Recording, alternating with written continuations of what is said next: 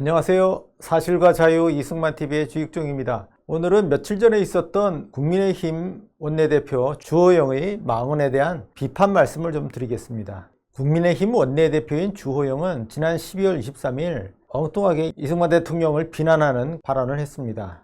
문재인이 지도자의 책임을 방기하고 있다는 취지로 비판을 하면서 우리 역사 속에서 그 대표적인 인물이 이승만이고, 그러니 그 이승만처럼 되지 말라는 황당한 발언을 했습니다. 어떤 말씀인지 한번 들어보시겠습니다. 역사적으로 지도자가 비겁하게 변명하고 자신의 보신만을 위한 사례, 서울을 사수하겠다고 방송하고는 혼자서만 남쪽으로 갔던 이승만 대통령, 지도자의 책임 방기의 대표적인 예입니다.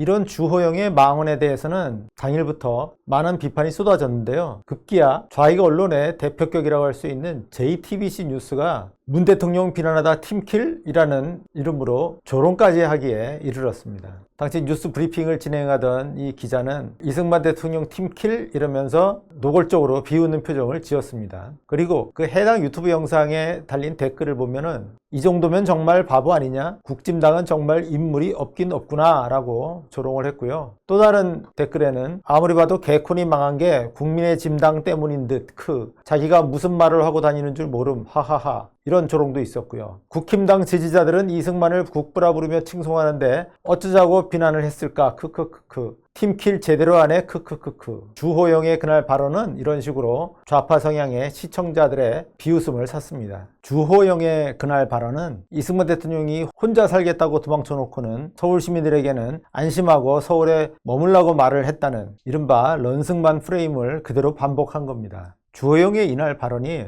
얼마나 얼빠진 정신나간 소리인지를 실제 역사적 사실을 가지고 꼼꼼히 살펴보도록 하겠습니다. 먼저 이승만 대통령의 서울 탈출 과정에 대해서 좀 말씀을 드려야 되겠는데요. 많은 분들이 아시고 계시겠습니다만은 6월 25일 날 새벽에 북한의 기습적인 남침 공격이 개시가 됐죠. 이승만 대통령이 서울을 탈출하기 위해서 경무대를 나선 것은 6월 27일 3시 30분이었습니다. 그렇다면 그 전날인 6월 26일 낮이나 또는 저녁 때의 상황이 중요한데요. 6월 26일 낮에는 이미 북한군 전투기가 서울 상공에 출현해서 서울역과 또 중앙청 이런 곳에 기총 소사를 하고 돌아갔고요. 그때마다 이승만 대통령은 경무대에 오래된 방공호로 피신을 해야 했습니다. 북한군에 의해서 국군이 속수무책으로 밀리는 상황에서 1차적으로 우려가 됐던 것은 서울 서대문 형무소 등의 수감자들이 파옥 내지 탈옥할 가능성이었습니다. 당시 서대문 형무소 등에는 수천 명씩의 좌익 사범들이 갇혀 있었는데 이들이 탈옥을 하거나 또는 공산군에 의해 이들 형무소가 점령이 돼서 이 죄수들이 풀려나오는 날에는 이들이 일거에 경무대를 공격할 가능성도 있었습니다. 그래서 여러 강요들이 이승만 대통령에게 서울 탈출을 요청했습니다만 이승만 대통령은 6월 26일 밤 늦게까지도 그것을 거부했습니다.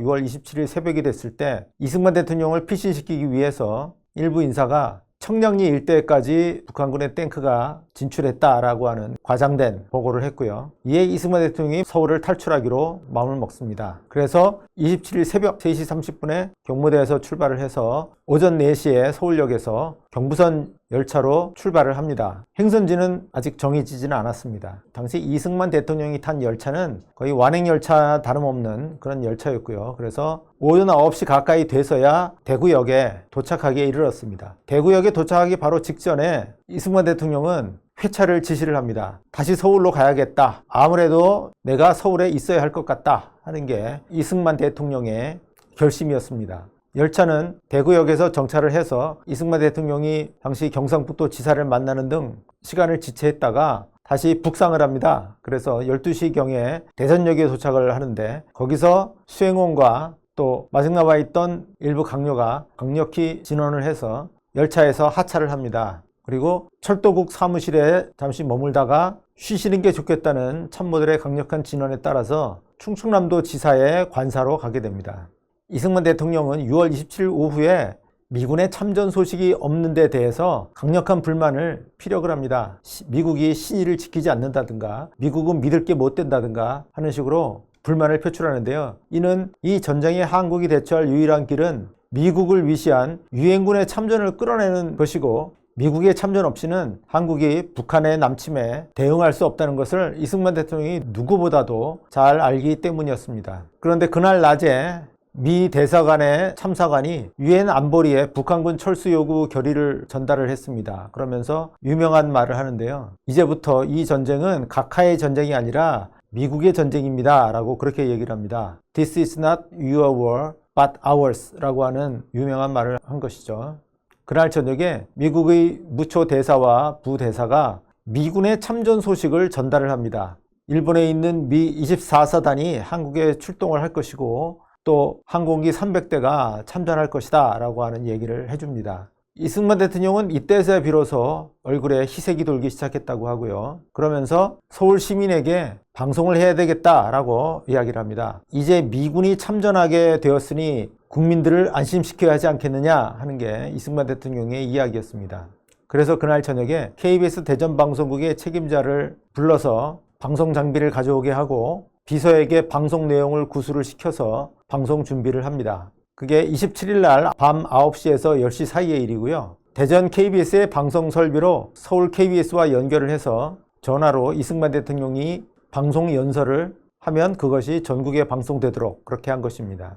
그날 밤 10시부터 11시 사이에 3회에 걸쳐서 방송이 이루어졌는데요. 그 내용은 다음과 같습니다. 유엔에서 우리를 도와 싸우기로 작정하고 이 침략을 물리치기 위하여 공중수송으로 군기와, 군기라는 게 무기죠. 무기와 물자를 날라와 우리를 도우니까 국민은 좀 고생이 되더라도 굳게 참고 있으면 적을 물리칠 수 있을 것이니 안심하라. 이거는 국방부에서 발간한 한국전쟁사라는 책의 제1권에 실려있는 내용입니다. 당시 이승만 대통령의 방송 연설은 그 전문이 정확히 남아있지 않고요. 관계자들의 전언에 의해서 이런 내용으로 방송이 이루어졌다라고 하는 것만 남아있습니다. 자, 이 방송 내용 자체에는 국군이 북한군을 물리쳤으니 서울 시민들은 안심하고 편안하게 서울에 남아있어라 라고 하는 내용이 전혀 없습니다. 보시는 것처럼 유엔에서 이 침략을 물리치기 위해서 무기와 물자를 날라와서 우리를 도울 것이다. 그러니까 좀 고생이 되더라도 굳게 참고 있어라 하는 것이었죠. 그러면 적을 물리칠 수 있으니까 안심하라는 거였습니다. 북한군이 서울을 점령하지 못할 것이니까 안심하라는 내용이 아니라 결국에는 적을 물리칠 수 있을 것이니 안심하라라고 하는 그런 내용이었습니다. 그 당시 미국 CIA가 방송을 감청해서 보고를 한 게 있습니다. 전문은 아니고 요약문이 되겠고요. 이 내용을 번역을 해서 살펴보면은 그리고 마침내 적군은 탱크, 전투기와 전함으로 서울에 다가오고 있는데 우리 국군은 싸울 것들이 전무한 상황이다. 이 암울한 상황에 직면하여 나는 도쿄와 워싱턴에 연락하여 현 상황을 설명했고 마침내 나는 오후에 메가더 장군의 전보, 미군 참전에 관한 전보를 받게 되었다. 메가더 장군은 우리에게 수많은 유능한 장교들과 군수물자를 보내는 중이며 이런 빠른 시일에 도착할 것이다. 이 좋은 소식을 국민에게 전하고자 방송한다. 이런 내용입니다. 국민들이 알아야 할 좋은 소식이기 때문에 방송에서 전한 것이죠. 그런데 아시다시피 당시 전황은 미군이 참전한다고 해서 안심할 수 있는 상황이 결코 아니었죠. 이승만 대통령의 이 연설 방송이 27일 밤 10시부터 11시 사이에 송출이 됐는데 그로부터 불과 서너 시간 뒤인 28일 새벽 2시에 민간인 복장을 한 북한의 공작대가 KBS를 점령을 합니다. 그리고 비슷한 시각에 북한군 탱크가 청량리에 출현하고요. 이렇게 되니까 국군이 북한군의 한강 이남 도하를 저지하기 위해서 한강 철교와 인도교를 폭발을 하죠.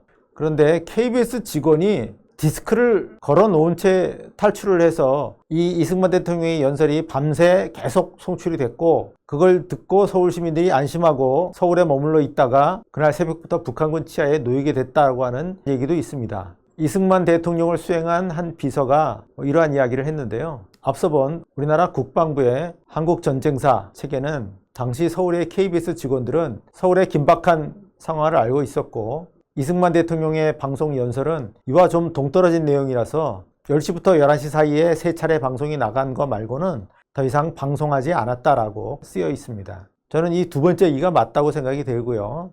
이승만 대통령의 방송 연설은 27일 밤 10시에서 11시 사이에 3차례 방송된 게 전부다라고 그렇게 봐야 할 것입니다. 그렇다면 이 이승만 대통령이 방송에 대해서는 어떻게 평가를 해야 될까요? 자, 방송 자체는 미군 참전의 기쁜 소식을 국민들에게도 알려 희망을 주겠다는 대통령의 충정에서 나온 겁니다. 자기는 혼자 빠져나왔으면서 서울 시민들은 계속 서울에 남아있으라고 한 연설은 결코 아니었습니다. 그런데 당시 국민들은 이 연설 방송을 이승만 대통령의 의도와는 좀 다른 방식으로 받아들였습니다. 뭐냐 하면 27일 날 오후까지 되풀이돼서 나왔던 정부의 여러 가지 엉터리 방송과 같은 맥락에서 이승만 대통령의 방송 연설을 서울 사수 방송으로 받아들였다는 것이에요. 27일 낮에만 해도 의정부 전투에서 국군이 승리했다든가 또 상황이 좋아졌으므로 수원으로 천도하려고 했던 결정을 취소했다든가 정부는 여전히 서울에 있다든가 또 국회는 서울 사수를 결의했다든가 심지어는 메가더가 전투사령부를 서울에 설치하기로 했다는 등 사실과 맞지 않는 내용의 방송들이 국방부나 공보처의 이름으로 방송되었습니다. 시민들은 27일 저녁까지도 정부가 서울에 있고 국군이 서울을 사수하는 것으로 알고 있었고요. 이런 상태에서 이승만 대통령이 국민들은 좀 고생이 되더라도 굳게 참으면 적을 물리칠 수 있을 것이다. 안심해라 라고 하는 방송을 하니까 이를 서울 사수 방송으로 상당수가 오인을 했다고 하는 것입니다. 그런데 이 방송이 나가고 나서 불과 몇 시간 후에 북한군이 서울에 입성을 했고 그 이후 90만 서울 시민은 적 치하에서 끔찍한 3개월을 보내야 했습니다. 서울 시민만이 아니죠. 영남을 제외한 전 대한민국 국민이 끔찍한 적 치하의 3개월을 보내야 했습니다. 어쨌든 이런 사태 전개는 혼자 도망가 놓고 국민들에게는 서울을 사수하라고 했다는 오해를 낳았고요. 좌익이 이러한 오해를 놓치질 않았습니다. 이를 의도적으로 왜곡을 해서 런승만이라는 프레임을 만들었습니다. 혼자 도망가 놓고 국민들에게는 안심하고 서울에 있으라고 했다. 파렴치한 거짓말장이다 라고 하는 그런 런승만 프레임을 만들어냈습니다. 여기서 한 3가지 정도를 좀 짚어보겠습니다. 우선 이승만 대통령이 서울을 탈출하지 말았어야 할까요? 이승만 대통령이 서울을 탈출하지 않았으면 어떻게 됐을까요? 파죽지세로 북한군이 밀고 내려오면서 꼼짝없이 북한군의 포로가 됐겠죠? 아마 바로 사살당했을지도 모릅니다. 그렇다면 그 이후에 대한민국을 지킬 수 있었을까요? 쉽지 않았을 겁니다. 이승만 대통령의 체포나 사살은 곧 대한민국의 멸망으로 이어졌을 거예요. 따라서 이승만 대통령은 서울을 탈출하지 말았어야 되는 게 아니라 사실은 더 일찍 그리고 체계적으로 탈출했어야 합니다. 황급히 제대로 된 대비책도 없이 탈출할 것이 아니라 체계적으로 준비를 해서 탈출했어야 하는 겁니다. 그럼 두 번째로 이승만은 서울 시민과 함께 탈출했어야 할까요? 이것 역시 불가능한 이야기입니다. 당시 엄청난 전력차로 3일 만에 서울이 적의 수중에 떨어졌습니다. 정부가 서울 시민에게 전황을 알리고 피난토록 할 여유가 없었어요. 정부 자신도 제대로 철수를 못했어요. 정부 요인들도 개별로 뿔뿔이 흩어져서 서울을 탈출했습니다. 서울 시민들에게 탈출을 권유하고 그들이 안전하게 탈출하도록 할 시간적 여유가 전혀 없었습니다. 이승만 대통령이 서울 시민들과 함께 탈출하는 것은 원천적으로 불가능했다라고 하는 겁니다. 51년의 일사후퇴는 다르죠. 그때는 12월 초부터 유엔군과 국군이 북한에서부터 차례차례로 퇴각을 해오고 있었고요. 중공군의 공세에 밀려서 서울을 내줄 수밖에 없다라고 하는 결정이 내리고 나서는 전 서울 시민들에게 대피령을 내렸습니다. 그래서 중공군과 북한군이 새로 서울에 들어왔을 때는 서울이 텅 비어있는 상태였습니다. 또 세 번째로 6월 27일 날 이승만 대통령은 방송을 하지 말았어야 할까요? 북한의 전면 남침을 당한 대한민국이 살 길은 미군의 도움을 받는 거였습니다. 그런데 전쟁이 발발하고 나서 하루, 이틀, 3일째 되던 날에 미군의 참전 계획을 공식 확인했고요. 그리고 미 대사가 이승만 대통령에게 어떤 미군 부대가 한국에 파견될 것이며 그리고 미 공군이 얼마나 지원할 것인지를 알려주었습니다. 이승만 대통령으로서는 이제 대한민국은 북한의 남침을 물리칠 수 있게 됐다라고 자신을 할 수 있게 됐고요. 그러니 그 기쁜 소식을 국민들에게 알려서 국민들을 안심시킬 필요가 있었던 것이죠. 다만 일본에 있는 미군이 한국에 오더라도 전투에 투입되기까지는 최소 며칠은 필요하다는 것이고 그 사이 시간에 한국군이 버틸 수 없다고 하는 게 문제였던 것이죠. 북한의 전면 남침에 속수무책으로 밀릴 수밖에 없었던 것은 대한민국의 실책이 아닙니다. 이승만의 실책이 아닙니다. 이승만 대통령을 비난할 게 없습니다. 그런데 제1야당의 원내 대표라는 자가 좌익들이 퍼뜨린 런승만 프레임을 그대로 따와서는 이승만을 비난했어요. 뭐라고요? 지도자의 책임방기의 대표적인 예라고요? 정말 정신 나간 헛소리입니다. 아둔함의 극치예요. 사실과 동떨어졌을 뿐만 아니라 이런 이야기를 했을 때 그게 무슨 의미인지를 모르는 거예요. 자기 골대에다가 공을 차놓고는 좋아하고 있는 겁니다. 자살골을 넣고는 좋아하고 있는 거예요. 이런 자가 원내대표로 있는 당은 대한민국에 필요하지 않습니다. 비록 좌익들이 조롱한 거지만 지금 제1야당은 정말 국민의 짐입니다. 새로운 야당을 건설해야 자유 대한민국이 살아날 것입니다. 네, 오늘 여기까지 말씀드리겠습니다. 감사합니다.